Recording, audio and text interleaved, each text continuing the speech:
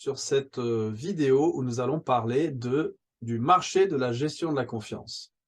Alors, pour contextualiser justement ce marché, j'aimerais justement évaluer quels sont les types de services, quels sont les types d'activités qu'on peut pratiquer sur ce marché de la confiance.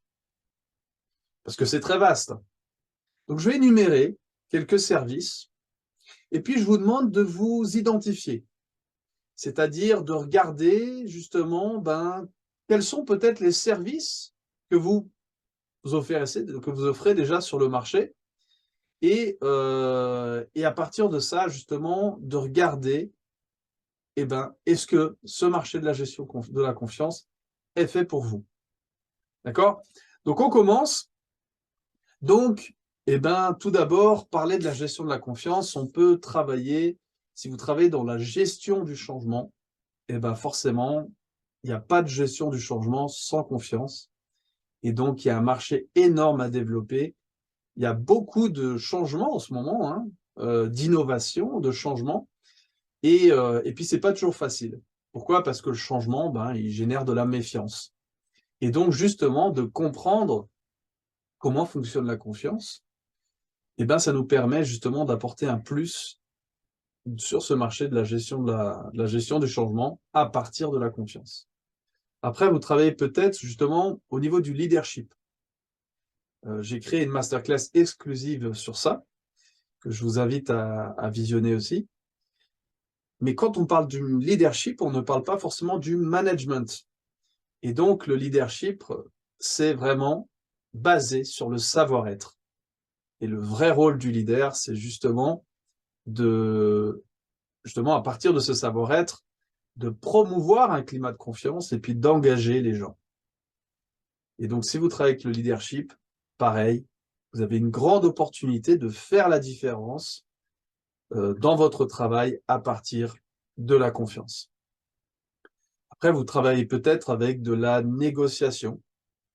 Donc, pareil, il n'y a pas de négociation sans confiance. La négociation, c'est justement trouver un compromis et équilibrer justement les intérêts et justement créer un climat de confiance pour que cette négociation aboutisse. Après, vous travaillez peut-être dans le domaine de la culture d'entreprise, de la culture organisationnelle. Et donc, pareil, quand on veut créer une culture qui soit durable, on a besoin de parler de confiance, de climat de confiance. Donc, pareil, il y a un gros marché à développer pour ceux qui travaillent dans la culture organisationnelle. Après, il y a tout le milieu de la vente. Alors, la vente, c'est pareil. La vente, elle dépend de relations. Peu importe si on vend des produits ou des services, la vente dépend de la confiance. On a besoin de promouvoir la confiance pour pouvoir vendre. Il faut gagner cette confiance de notre client pour qu'il puisse acheter notre produit ou notre service. Après, vous travaillez peut-être dans la médiation. Ça peut être de la médiation juridique ou non. Mais donc, c'est pareil. Dans la médiation, souvent, il se passe un conflit, il y a des problèmes. Et donc, parfois, justement, il y a de la méfiance. Et donc, cette médiation, justement, le rôle du médiateur, c'est de rétablir peut-être cette confiance et de trouver aussi un compromis. Et puis, à partir de ça, réussir à trouver justement une solution à un conflit ou un problème. Après, vous travaillez peut-être dans les fusions ou acquisitions. Donc, c'est justement les entreprises, les gros groupes qui se rachètent entre eux et rachètent les entreprises plus petites. Donc là, il y a des transitions à faire entre l'entreprise qui vient d'être achetée et puis le siège qui a acheté la petite entreprise. Et là, parfois, aussi, pareil, ça génère de la méfiance. C'est un changement complet pour les gens, une nouvelle adaptation, un nouveau leadership, un nouveau management, une nouvelle gestion. Et donc, tout ça, ça génère de la méfiance. Et donc, voilà, travailler dans les fusions-acquisitions à partir de l'optique de la confiance, vous verrez, vous aurez un plus à apporter aussi. Mais vous êtes peut-être coach, tout simplement. Que ce soyez coach de personnes physiques, de particuliers ou d'entreprises, dans le coaching exécutif, pareil, pour le coaching, vous avez besoin de créer une relation de confiance avec vos clients et quelque part, vous devez aussi travailler leur confiance à eux pour qu'à partir de cette confiance en soi, ils arrivent vraiment à atteindre leurs objectifs, à développer des plans d'action et à les réaliser. Après, vous travaillez peut-être dans le turnaround ou la récupération d'entreprise. Pareil, quand on assume un projet de turnaround, donc une récupération d'une entreprise qui a peut-être fait faillite ou est en voie de faire faillite ou qui est peut-être en redressement judiciaire, et ben pareil, dans ces moments-là, il se trouve que les gens passent par beaucoup de méfiance. Alors ça peut être les employés, ça peut être les clients, ça peut être le marché, et puis ça peut être aussi les actionnaires ou tout simplement les fournisseurs. Donc voilà, il y a tous les acteurs qui tournent autour de l'entreprise et justement, dans des moments difficiles, d'être un promoteur de confiance, ça peut faire toute la différence. Après, vous travaillez peut-être dans le marketing.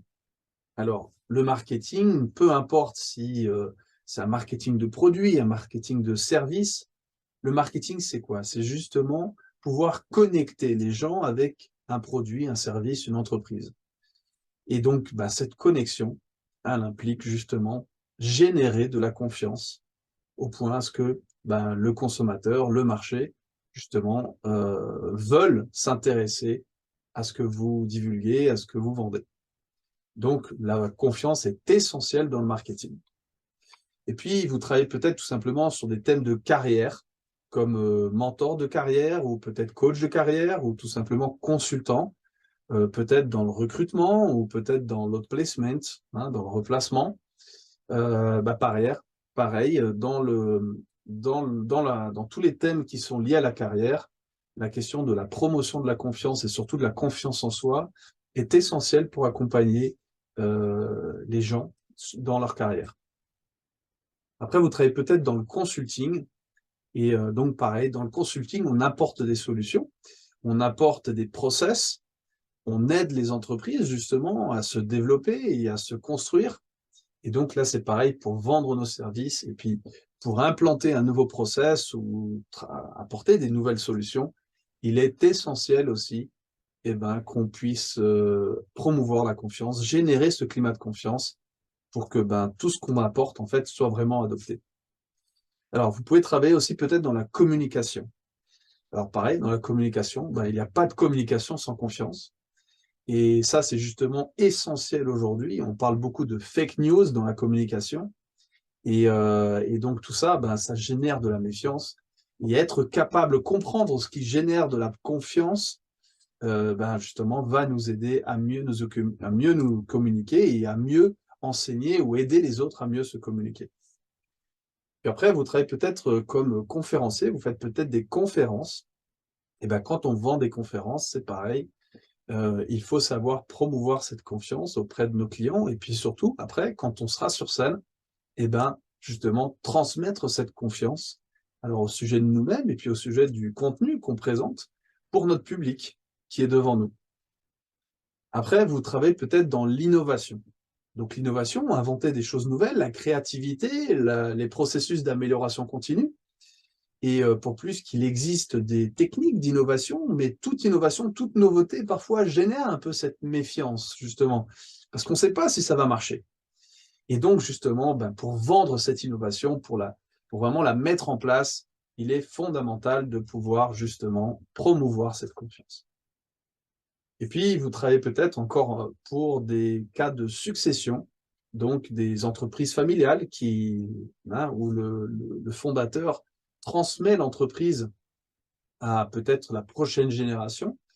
Et donc, dans ces cas de succession, c'est pareil, pour plus qu'il existe souvent des liens familiaux et qu'il existe déjà des liens entre les personnes, il y a besoin d'avoir de la confiance. Même parfois, quand c'est du père vers le fils, il faut vraiment que le fils gagne cette confiance du père pour pouvoir assumer les rênes de l'entreprise.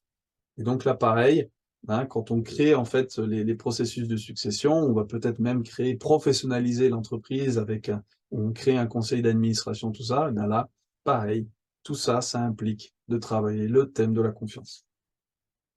Après, vous travaillez peut-être dans le sport. Alors que vous soyez athlète ou peut-être que vous accompagnez des sportifs et ou peut-être tout simplement vous travaillez pour un club de sport, et ben là c'est pareil. Pour le sport et surtout le sport de haut niveau, la confiance est essentielle, surtout de l'athlète et puis d'une équipe aussi, pareil, hein, quand c'est des sports collectifs. Créer un climat de confiance est essentiel euh, dans le sport. Et puis pour terminer, vous travaillez peut-être dans la santé. Et donc, ben, pareil, tous les professionnels de santé le savent, la confiance est un énorme accélérateur de guérison. Donc, si le patient fait confiance en son traitement, fait confiance au personnel soignant, eh ben, ça va forcément mieux se passer que s'il est dans la méfiance. Et donc, cette relation, elle est importante forcément entre le patient et puis le personnel soignant, mais aussi avec la famille qui accompagne le patient souvent. Et donc, ben, parfois, il y a des traitements qui peuvent être longs. Et donc, c'est important de maintenir cette confiance. Donc, travailler la confiance et les relations est essentiel aussi dans le domaine de la santé. Alors, j'ai cité ici quelques thèmes, c'est déjà pas mal, mais il y a certainement encore beaucoup, beaucoup de thèmes dans lesquels on pourrait apporter justement et connecter en fait le thème de la confiance. Ce que je veux vous montrer ici, c'est qu'en fait, peu importe quel type de prestataire de service vous êtes, quel type de consultant, advisor, coach vous êtes, en fait, vous avez tout à gagner à apprendre sur la confiance et utiliser en fait toute la méthodologie de la confiance dans vos prestations de service. Donc voilà, je vous invite aujourd'hui à parler de ça et à voir justement ce marché de la confiance. Qu'est-ce qu'il peut nous offrir? Qu'est-ce qu'il peut nous apporter? Comment on peut faire carrière à partir de ça? Alors, c'est pas toujours évident justement de se vendre quand on est prestataire de service, parce que vendre du service quelque part, c'est vendre une promesse et donc on dépend de la confiance. Et justement, parfois, c'est pas facile. Pourquoi? Parce qu'on se retrouve dans cette situation-là où en fait, on a un super service, on a un super produit, on a une solution. On sait que cette solution peut aider notre client, mais en fait, notre client, il veut pas nous écouter. Notre client, tout simplement, nous donne même pas son attention. Et ça, c'est compliqué parce que justement, c'est justement là, on ne peut pas gagner la confiance si on n'a pas d'abord l'attention de cette personne. Et donc, il est essentiel justement de bien comprendre comment se positionner. Et ça va être justement le thème de la prochaine vidéo où on va parler justement du positionnement de l'advisor à haute valeur ajoutée. Je vais vous montrer justement comment il est important de bien choisir son marché, bien choisir ses clients, de bien se positionner pour garantir justement que l'on soit écouté, que les clients s'intéressent en fait à ce qu'on a à apporter. Donc, je vous invite à visionner la prochaine vidéo et je vous dis à très bientôt.